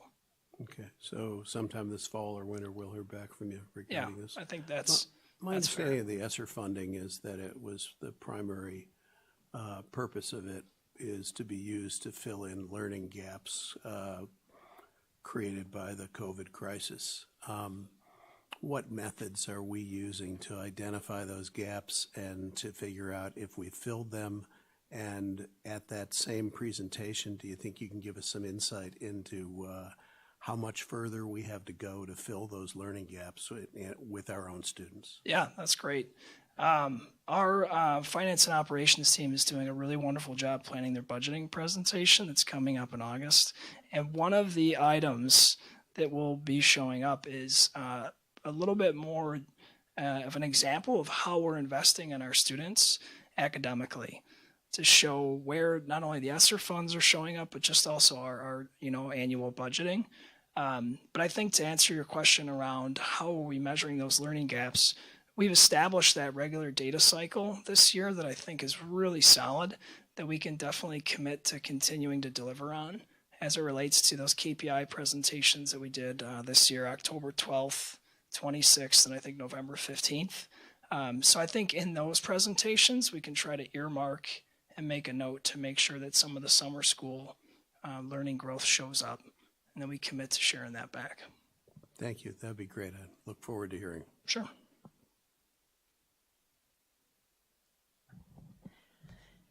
And with that ESSER definition, I wanted to make sure that we're clear.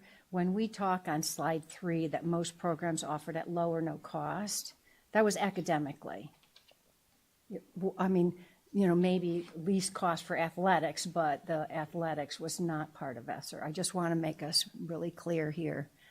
That's correct. Thanks, Scott.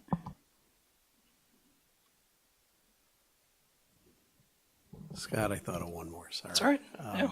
Speaking of athletic camps, they were your highest growth item. Any insight into what that means? That is a great question. We've had, several facility improvements. Rob Wagner and his team always do a great job at York, making sure that they get the students included. I do think that last year, one of the hypotheses we had with some of the involvement was that, people may not have been there yet in terms of their preparedness and readiness to be back, on the field, so to speak. So that might be one element. But we are looking at that as well to see who participated and why was it that they participated more this year than the past? Was it a different group of students? Was it a different offering? So there are several possible reasons for that. We haven't narrowed down total clarity on which one is most accurate.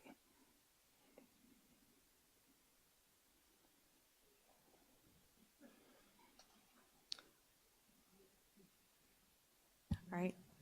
Thanks so much. Thank you. All right. Next, we have a consent agenda. These are routine items or items we have previously talked about primarily. So does anybody have an item they would like to pull? All right. Hearing none, then could I please have a motion for the consent agenda? I move that the Board of Education approve the following consent agenda items. A, personnel report. B, financial report. C, York Performing Arts Department instrument donation. D, second read section 2, Board of Education 2-110, 230. E, second read section 3, General School Administration 370. F, second read section 4, Operational Services 410, 70, and 180. G, second read section 5, personnel 5, 40, 70, 80, 110, 120, and 140.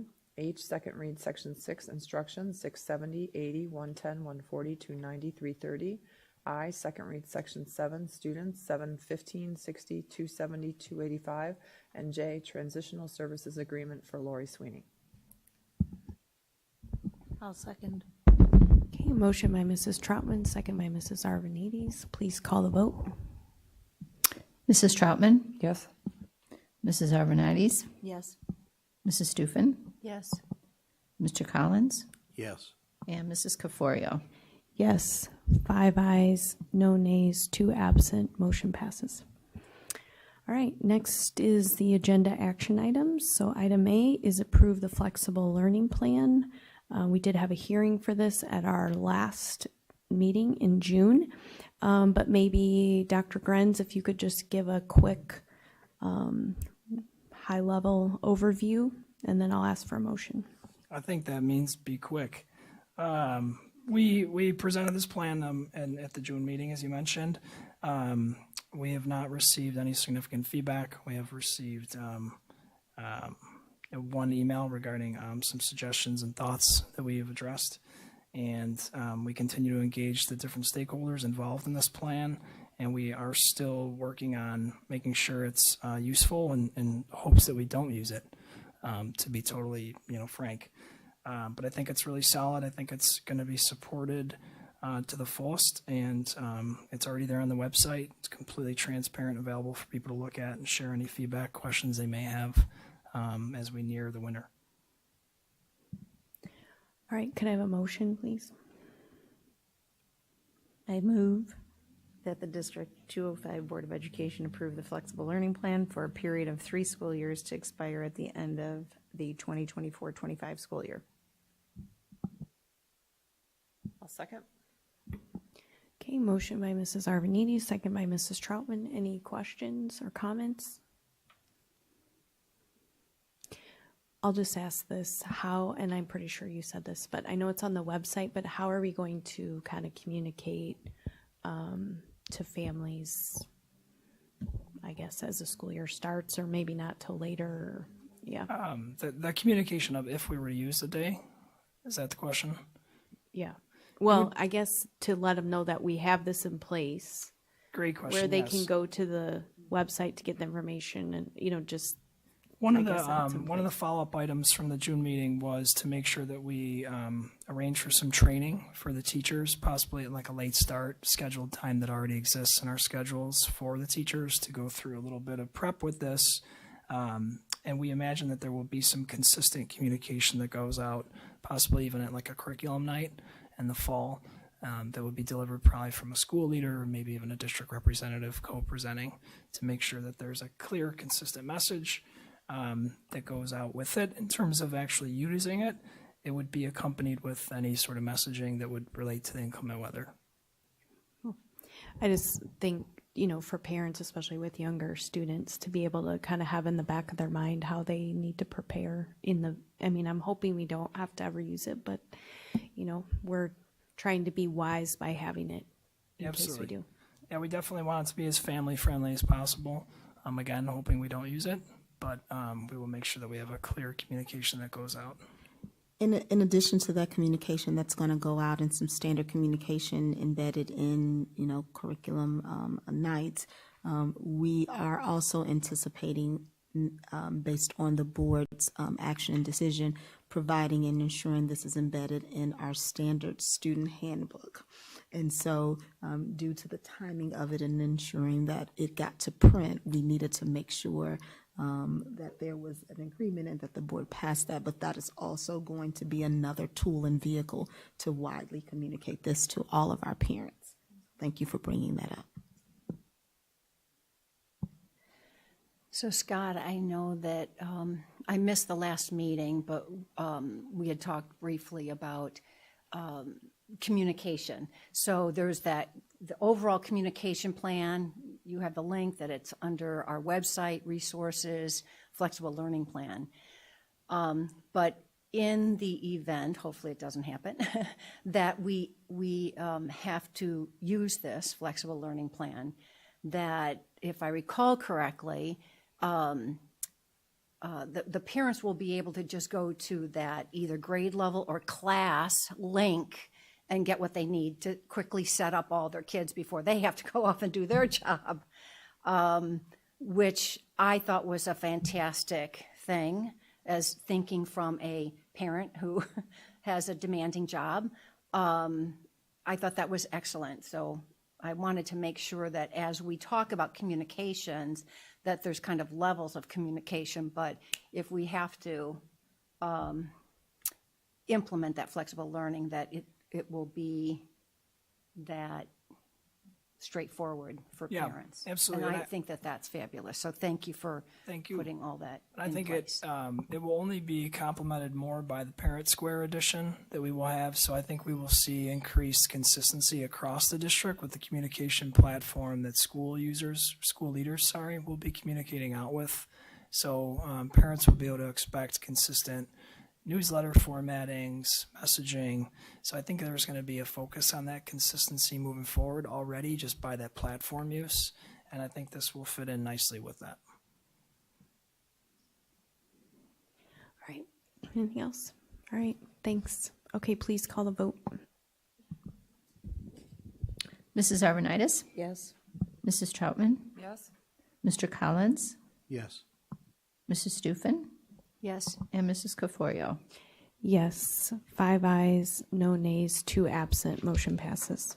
All right. Item B, approve Kaplan pre-courses. If you want to go ahead and give not sure is that you? Yeah, so before I pass the mic, I want to say that the organization and the facilitation of this offering and service that we are providing to our community was managed and the oversight of that by Dr. Rubenstein, who is our Assistant Superintendent of Student Services.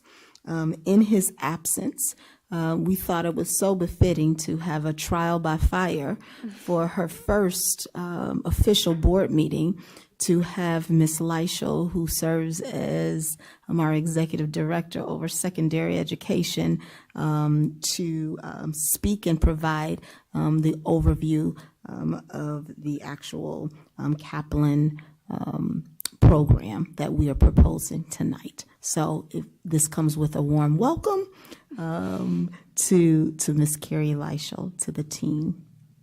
Awesome, thank you. And thanks for prefacing with it's her first one. So if it's shaky, that's okay. So in Dr. Rubenstein's absence, I'm just excited to talk about the SAT prep course that he collaborated closely with Kaplan on for York's rising juniors. So the SAT, as you know, is a graduation requirement that in the state of Illinois, and it's one metric that they use for college and career readiness, and students take it during their junior year. Because we are fortunate to have some additional funding through ESSER, we are able to customize a course with Kaplan. And again, Dr. Rubenstein really collaborated with them to customize a course exclusive for York's class of 2024. And so what this is going to do is it's going to provide an opportunity for students to strengthen their college applications. So lots of schools in the last 3 years have gone test optional, colleges and universities, but many scholarships are still using, and that certainly isn't everyone. And so students can opt to increase the strength of their application by submitting those test scores. So our current proposal has evening virtual classes, and this is to accommodate students in co-curriculars and athletics to also be able to get access to the course. And if you look on the left-hand side of the slide, I'm going to do the bad thing where I just read from it.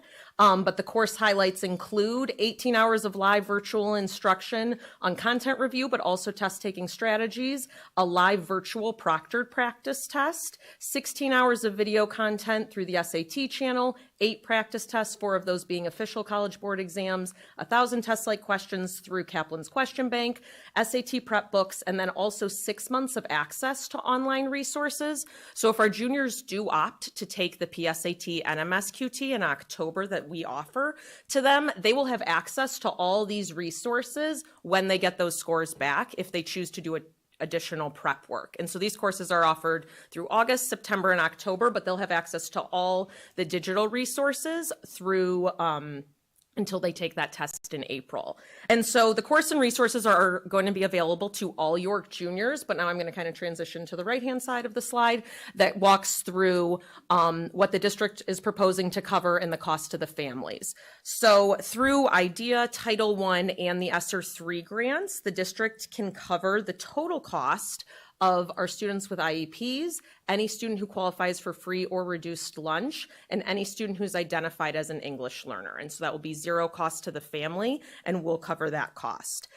The district has also allocated funds to cover 20% of the cost for any student who didn't meet the EBRW or math benchmark on their PSAT 10 that they took in the spring. And the reason we chose to prioritize that group of students is because meeting the benchmark indicates that you have a 75% chance of earning a C or better on the college level credit bearing class your freshman year. And so we want to make sure if a student is indicating that they're struggling to meet that threshold as a sophomore, that we're providing additional support for that SAT that they take in their junior year. If approved, and so then lastly, any York class of 2024 student who isn't in any of these groupings has access to the course for $300. And so currently there's a similar course on Kaplan's website that costs $699. So a tremendous savings to all families as well. So if this is approved this evening, our next steps will be to collaborate with York to engage participants and get them enrolled and let them know about the opportunity, but then also create our data monitoring systems for the effectiveness of this program, right? So that includes SAT growth and attainment for students who participate, but then also attendance, who chooses to opt in and take advantage of this opportunity, and student satisfaction with the programming and the course and all the resources that are available. So we'll be setting up those systems so we can really evaluate the effectiveness of the program, but then also thinking, to Mr. Collins' point about summer school programming, right, the sustainability of the program and how we can think creatively about the opportunities to support in and outside the classroom to really just set our students up with the strongest college portfolio that they have possible. Okay, I'll ask for a motion, and then if there's any questions or comments. I move that the Board of Education approve spending on Kaplan SAT preparation courses for junior students at York High School not to exceed $78,100 paid for by federal grants, ARP, IDEA, Title I, and ESSER III, and $480 paid for by departmental funds. I second. Okay. Motion by Mrs. Troutman, second by Mrs. Stufen. Comments, questions? Yeah, Courtney. So I want to thank Dr. Rubenstein and your entire team for really leveraging the strength of York and to make this opportunity available to every student, right? And I know that those ESSER funds will not be there forever. And, you know, I know this is going to be evaluated after this year to see how worthwhile the funds were allocated. But, you know, this is such a great opportunity for these kids. I want to encourage a strong recruitment on those groups with the IEP, low income, and English learner. I just remember, and the kids that didn't meet the benchmarks. I remember through COVID when there was remote learning, how hard it was to engage groups of students virtually. And so I hope there's really a strong recruitment and collaboration with those families to make sure that they're receiving this benefit. So just huge thank you, and I can't wait to hear the outcome of how effective it is.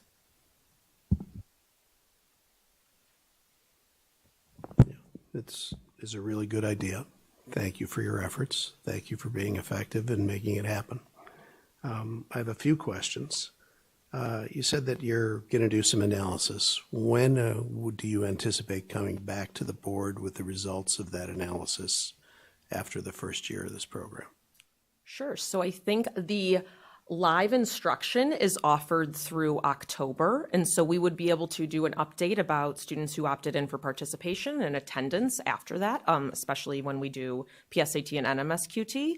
But then I would also, when we highlight SAT growth for that class of 2024, we would break down that data, and so the district usually gets that data in May. So students take the test in April, and then we get that data in May. So I would say by a June meeting, we could highlight the effectiveness of it as well for the actual SAT. Great. So that sounds terrific.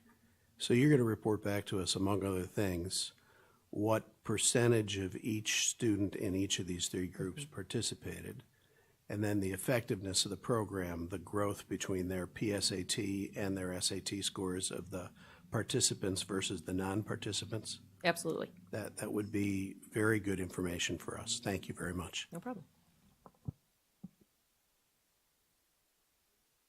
Can you share a little bit with us the customization? I was curious that there was some customization.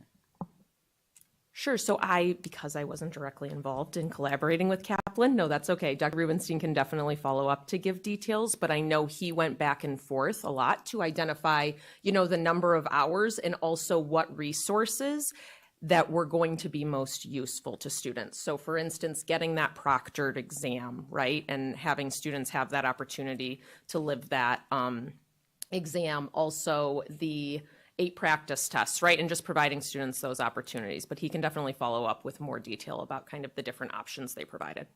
Well, that was helpful. I wasn't sure, what was the customization? So that was very helpful. And then the second and last question was around, just forgot it. I'm glad we're offering it to everyone.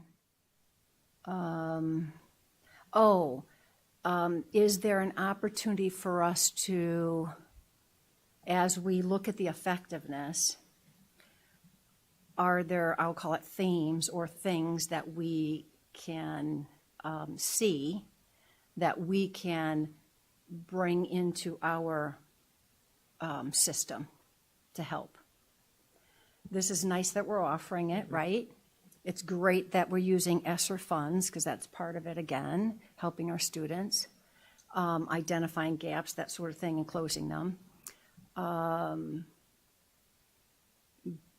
But it would be nice if we got to a place where this was not as necessary, if I could say it that way. Mm-hmm. Yeah, so I think we're definitely going to be learning about what they do, right, for both content review, and that happens within our classrooms every day, right? We are teaching to grade level standards, and that's directly aligned with the SAT, and then also what are those test taking strategies that they're supporting with, and so we'll be able to learn that as well to see if it's something and how we support it, again, both in and outside of classrooms. I also think 2025, so not current sophomores, but current freshmen will take a digital version of the SAT. So the SAT will be shifting pretty dramatically to a digital version and the test will be switching. So I think this is also a great opportunity to start a partnership and see if it's a good fit as we make that transition to a new assessment that's going to be new for everyone across the country.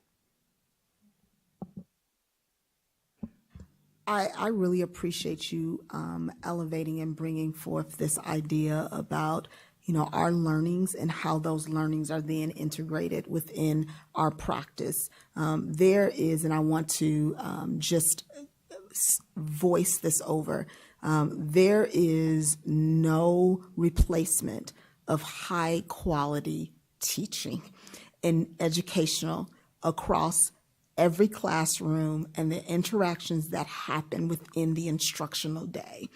We have began to continue, I should say, not begin, but to continue to engage our principal leaders and our district leadership team in really unpacking and understanding our data, but then the correlation with the actual practices, and as was already mentioned with ELA, and how we have a guaranteed and viable curriculum to support those best practices.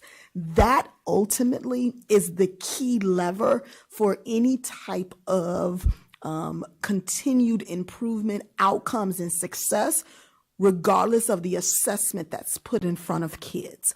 What we are noticing, though, is an opportunity to potentially provide, given so many indicators outside the exterior, outside the within our control, as we know, coming off of pandemic, as we know, potential disruptions to the learning process over the last 2 years. And this is just another way, as given utilizing the funds to help create opportunities for students and all of our students to gain the insight, the additional support that is potentially needed. And how we will look and analyze that to see what takeaways we have as an administration team of how that's going to then play out, I would say 2 and 3 and 4 years down the road. But I just want to make sure, as a true educator at heart, that there is nothing that can replace really high quality teaching and best practices aligned with a guaranteed and viable curriculum.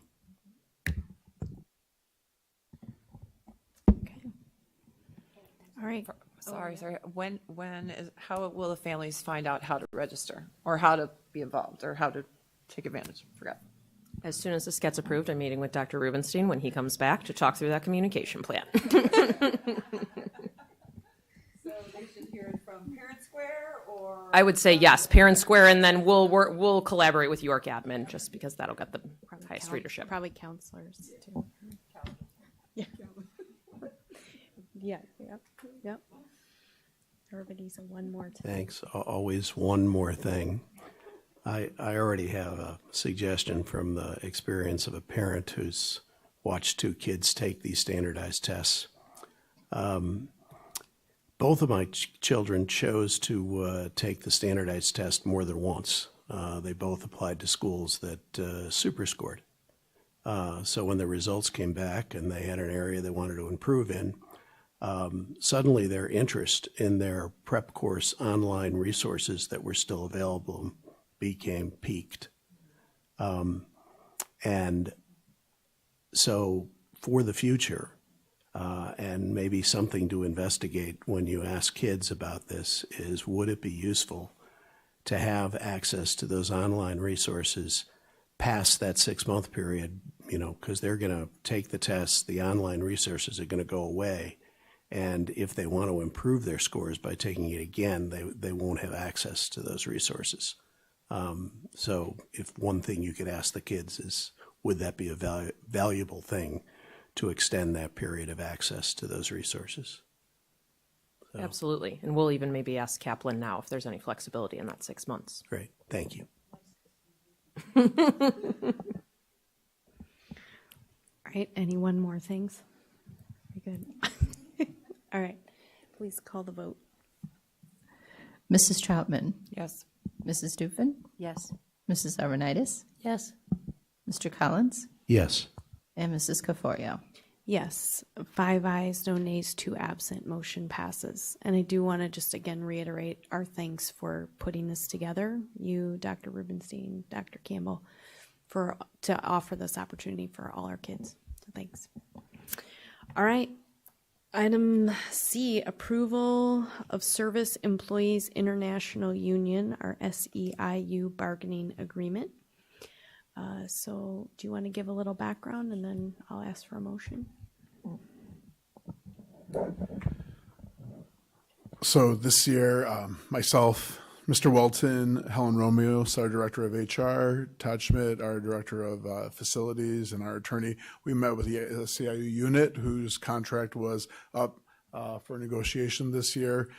We actually had a really great interaction with that bargaining unit.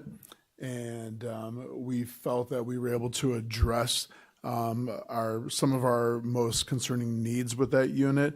And ultimately what that came down to from on the district perspective was that our entry-level custodial vacancies that we've had over the last few years. We've had anywhere between 7 and 10 openings for the last few years, and looking at our comparable school districts and current market climate, we were able to, I think, negotiate a really great contract for the district, along with attracting new talent into the district, but also maintaining our current employees in the district based on our comparable school districts that we were looking at. Our employees who are in the lead positions, we were very competitive, actually the highest, amongst, and we're happy about that because we really don't see a lot of movement in those positions, and they perform really well for our district. And so we were able to have a great successful negotiation in a 4-year term, staying within our board parameters. Okay. All right. Thank you for that. If I could have a motion.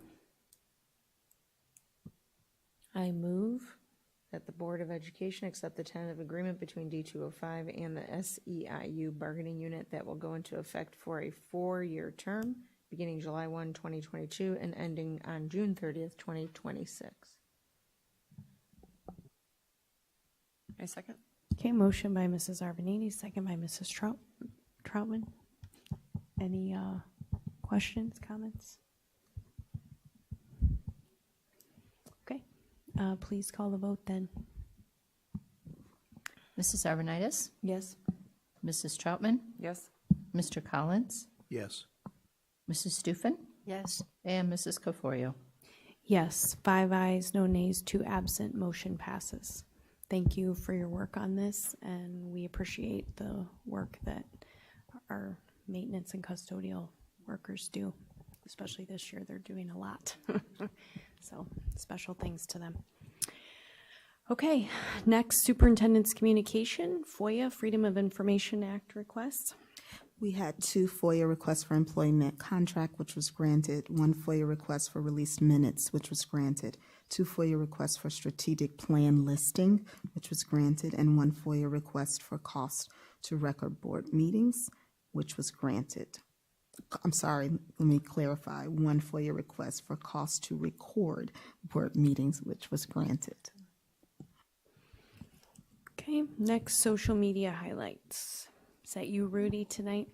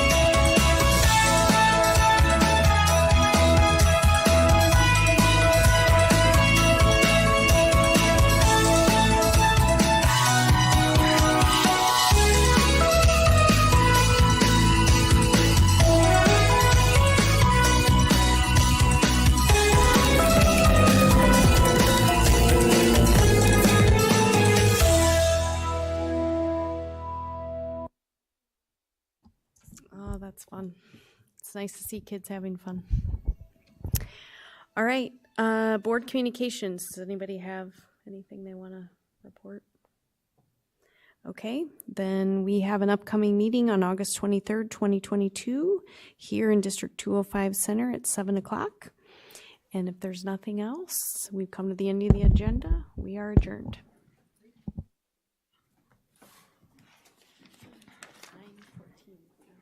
9:14.